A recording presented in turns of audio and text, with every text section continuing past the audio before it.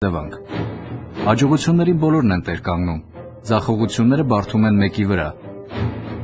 Ընդդիմությունն ունի այն առավելությունը, որ հարձակումը, այսինքն իշխանությունների քննադատությունը, վարկաբեկումը, զովումն ու դատապարտումը նրա միակ գործն է,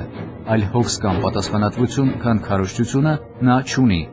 Ընդդիմադիր ուժերն անողոք ու անհաշտ են ամենուրեք։ Նրանք ճգնաժամ ու համընդհանուր կործանում են հազանգում այնքան ժամանակ, քանի դեռ իրենք չեն եկել իշխանության գլուխ։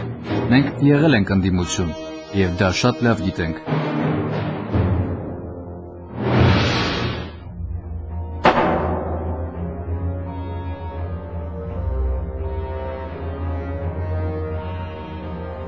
Արգելի նախագահի թեկնածուներ, 100,000-ից ավելի խաբված, թալանված ավանդատուներս դիմում ենք ձեզ հետևյալ խնդրանքով։ Թե ինչ փորձություններ բերին մեր ժողովրդի գլխին ՀՇ-ական իշխանավորները, թալան, սով, մութ, տեռոր, կեղծիք, տնտեսության քանդում, ավերում, շատ է գրվել ու խոսվել։ Խորհրդային իշխանության օրոք աշխատեցինք լավ թե վատ, ապրեցինք լավ թե վատ, մեր վաստակած գումարներից խնայեցինք եւ դրեցինք խնայ բանկեր, մի խոսքով մեր ծերությունը ապահովելու համար։ Եվ ահա այս նորօրյա ռեկետյորների հանցախումբը գալով իշխանության հոշիացրեց մի քանի միլիարդ դոլարի հասնող մեր գումարները։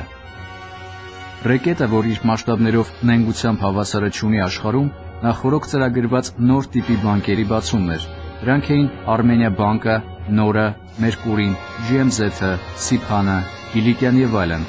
Հավատալով այս ամենին եւ չունենալով ապրուստի այլ միջոց, մենք վաճառեցինք մեր ունեցած-չունեցածը՝ տուն, ավտոմեքենա, ամեն ինչ։ Նույնիսկ պարտք վերցրինք հարևաններից մեր սիրելի նախագահի խորհրդի համաձայն եւ բարձր տոկոսաշահույթի ակնկալիքով վստահեցինք այդ բանկերին։ 1994 թվականի վերջին մեկ ամսվա ընթացքում մեկ մարդու հրամանով այդ բանկերը պայթեցին։ Դրանց տերերը փախան տարբեր ուղղություններով եւ մինչեւ այժմ էլ փախած են, քանի որ նրանց բռնող չեղավ։ Իսկ մենք հիմնականում անպաշտպան ծերեր, հոշակառուներ, պատերազմի հաշմանդամներ եւ այլն մնացինք զրկված ապրելու վերջին հույսից։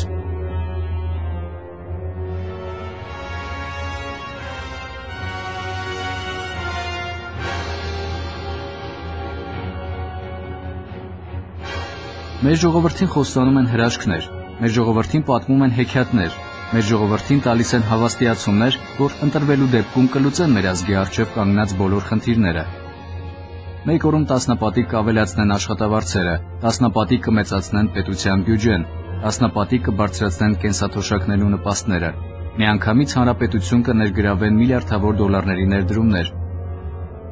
արմատախիլ կանեն կաշառակերությունը, Լինչի դատաստանի կենթարկեն բոլոր հանցագործներին։ Հանդիսանալով Հայաստանի Հանրապետության ներքին գործերի նախարար,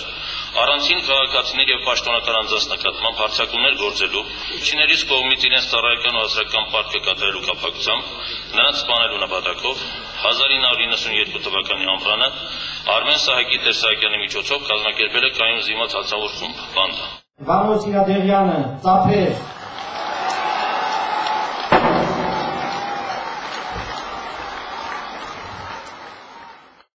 Վանո Սիրադեղյանը մեղադրվում է քրեական օրենսգրքի մի շարք հոդվածներով՝ բանդիտիզմ, ծանրացուցիչ հանգամանքներում սպանությունների կազմակերպում, պաշտոնական դիրքի չարաշահում, կաշառակերություն։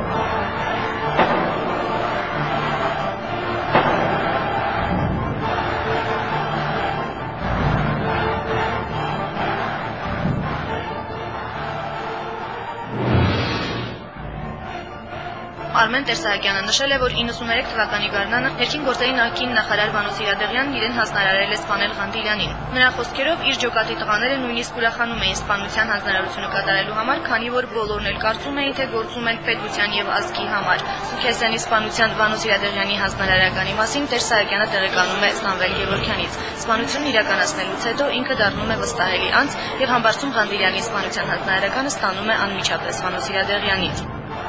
Համբարձում Ղանդիլյանի որդի Կարլեն Ղանդիլյանը ցուցմունք է տվել, որ իր հոր սպանության դրդապատճառները կապված են ևս ծառայողական պարտականությունների հետ։ Հայրը ցանկացել է կանխել առանց համապատասխան ձևակերպման բենզինի առաքման ու ներմուծման գործընթացը։ Ղանդիլյանին սպանելու հանձնարարականը Տեր Սահակյանը ստացել է 93 թվականին Վանո Սիրադեղյանից։ Սուքիասյանի սպանությունը Տեր Սահակյանին Վանո Սիրադեղյանը հանձնարարել է 92 թվականի օգոստոսին։ Սուքիասյանի եղբայրը իր ցուցմունքում այդ սպանությունը քաղաքական է որակել, քանի որ Սուքիասյանը ՀՅԴ անդամ է եղել։ Սիրադեղյանի կողմնակիցները սպանությունից առաջ մի քանի անգամ եկել, պահանջել են եղբոր հրաժարականը, իսկ մինչ այդ նորընտիր նախագահ Լևոն Տեր-Պետրոսյանը ընդունել է Հովհաննես Սուքիասյանին, դժգոհություն է հայտնել աշտարակի շրջանում ՀՀՇ կուսակցությանը ջախջախելու ինչ-որ գործընթացին։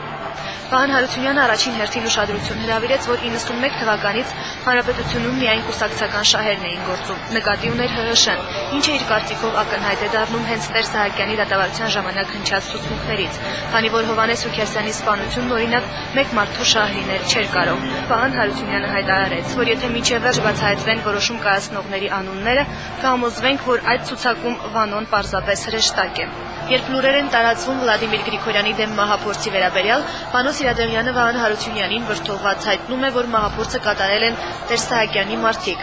Այնուհետև Վահան Հարությունյանը սկսեց մանրամասներ պատմել Սերժ Ջիլավյանի դեմ կազմակերպված մահափորձի վերաբերյալ։ Վանո Սիրադեղյանը հանձնարարում է վերացնել Կիմ Բալայանին։ Վահան Հարությունյանը փորձում է համոզել նախարարին, որ կարելի է միայն վախեցնել։ Վանո Սիրադեղյանը սակայն չի համաձայնում, բայց շուտով այդ մասին խոսակցությունները դադարում են եւ Կիմ Բալայանին մոռանում։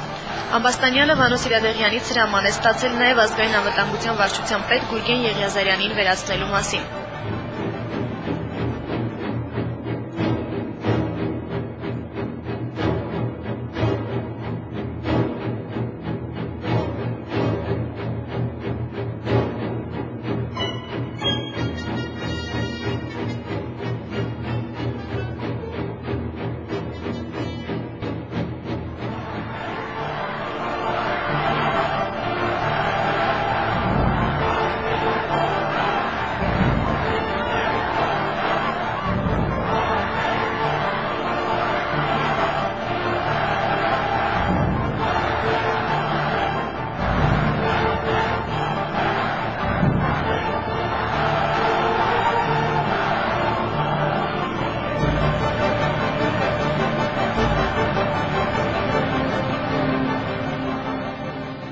Մայիսի 27-ի դեպքը ահավոր էր։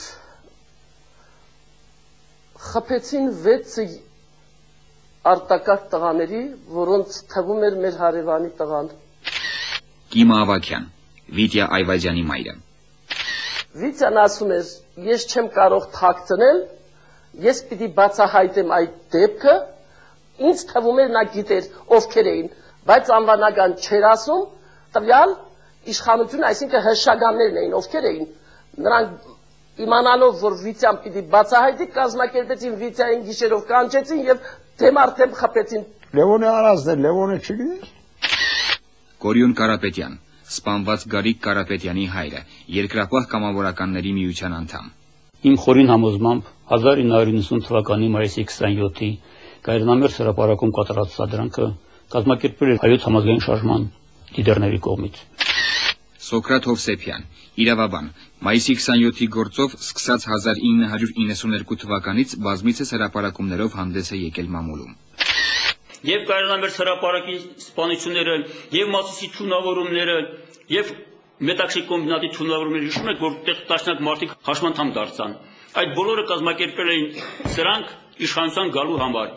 Եվ այդ դեպքերի շարունակությունը գնաց Երևանի սովետաշեն թաղամասում,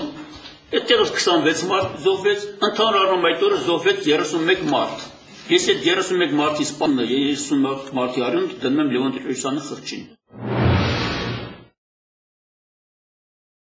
90 թվականի մայիսի 20-ին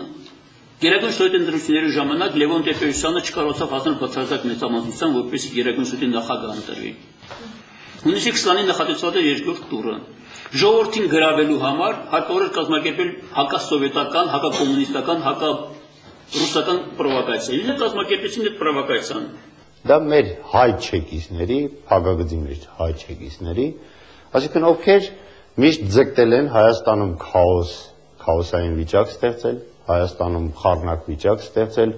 ինչպես արեցին եւ ատոմակայանը կանգնացնելու եւ Նայիրիտը եւ մյուսը, Հայաստանը գցեցին ահավոր աղետալի վիճակի մեջ, այսինքն իշքամ քաոսային վիճակա տվյալ պետությունը այդքան հեշտ է ղեկավարել այդ խեղճ ու կրակ ժողովրդին։